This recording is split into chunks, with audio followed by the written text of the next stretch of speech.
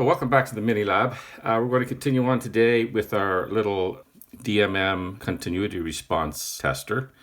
And this is the little board that I made up here to do a little prototype of it. So it's just got the display on it, 2 switches and the FET. And it's got underneath there's a resistor that lights up the backlight. And we're going to be using a Pickaxe 20 M2 on this little board here, which is my own little invention. And you just plug this in on here like that, and that's it. That's all our hardware is ready to go there. So now all we have to do is download the program onto it and test it out. So I'm going to switch over here to a different microphone for a moment, and we're going to have a look at that program. So bear with me while the audio changes a little bit, and then we'll be back to this a little while later. Okay, here we are in the Pickaxe program editor here. Now the program I wrote here is based on a template that I developed a long time ago. In the next video, when I present the final thing, I'm going to zip up everything. I'm going to zip up this program. I'm going to zip up the 2 templates I created for the Nokia displays. And I'll provide all that for you, as well as Gerber files for the boards and everything else. So you'll look for that in the final episode. And then we get down to our user variable definitions. So we've got auto up here. So that's the auto repeat variable. And for the microseconds, increment in time, decrement in time, and pulse width. So they're the only ones that we need. And this is a big table here. So this is a bitmap of every single character that can be printed. That gets loaded up into the Pickaxe itself.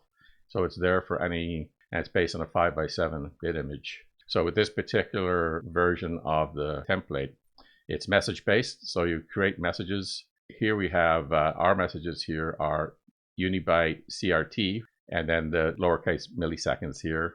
So it does display out in milliseconds, even though I do the math in microseconds. So we're getting into the code here. So what we do here, set the frequency up very high. So we're running at 32 megahertz for any of the background stuff that we're doing. So then we go and initialize the LCD.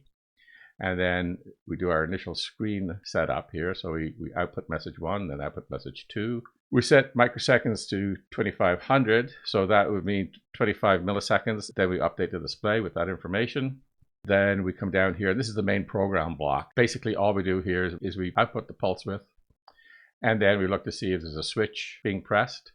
And if so, we go handle that. If the button up is pressed, then we go to increase time. And this is where we handle the auto repeat.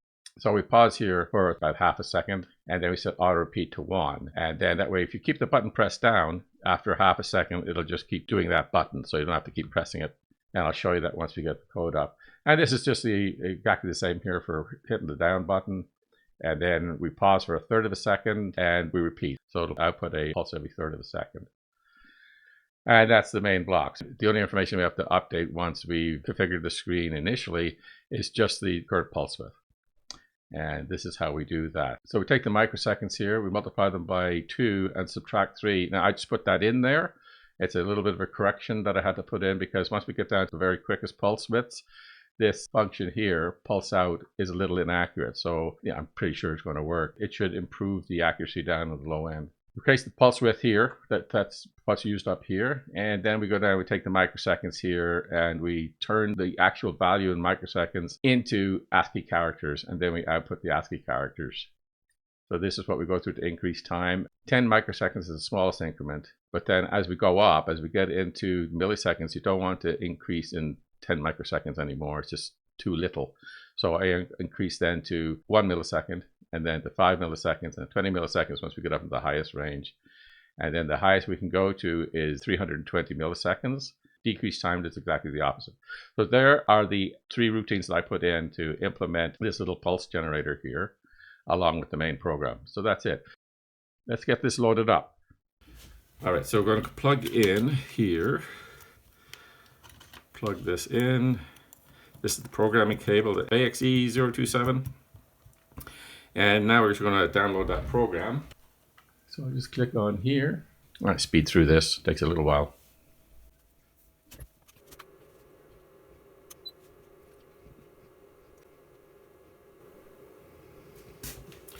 Okay, so here's come up.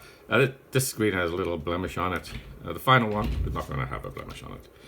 So comes up, says Uni-Byte CRT, and we're at 25 milliseconds. So let me get an oscilloscope hooked up to this, and we'll show you what the output looks like. So we'll put this down here and put the oscilloscope over here. All right, I hope you can see that clearly. This scope probe might be in the way. All right, I don't really like this blue backlight here. But anyway, so here says 25 milliseconds. You can see that here on the scope that we do indeed have a pulse width of 25 milliseconds. Rise time of 34 nanoseconds. So it's putting out a pulse every third of a second. Now let's show you how the controls work here. So I think this is the up button here. And if you press it once, you get like 5 milliseconds. We're in the register, we'll get 5 additional milliseconds. And if you just keep it pressed down, you can see it repeats and goes up. And once you get over 100 milliseconds, it goes up 20 milliseconds at a time. And then we can get up to 320 milliseconds.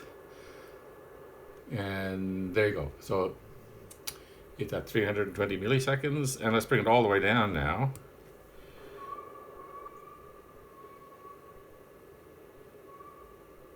That's a strange noise out there. That must be the garbage truck. So we're going down now to the low milliseconds, and then down into the microseconds, and we can get right down here to 30 microseconds. And oh, good. So we're off by about what's that, 3%?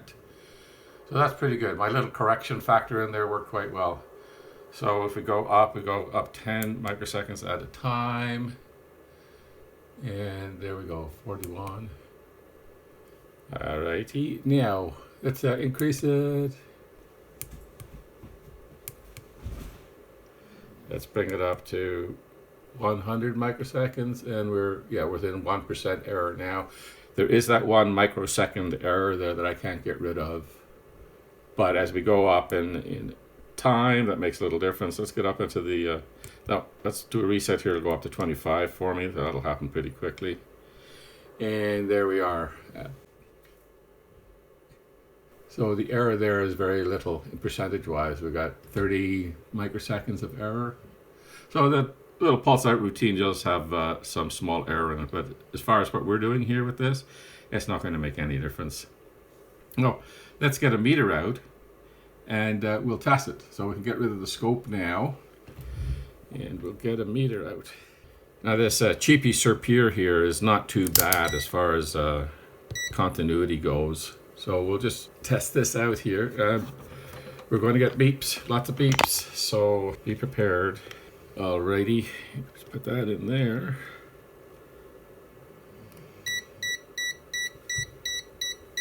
So there it's going. We're at 25 milliseconds, so let's take that down.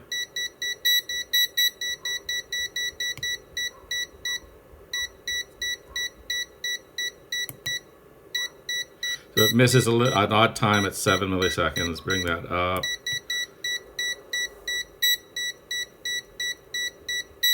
It's pretty stable at 10 milliseconds. So that's how it works.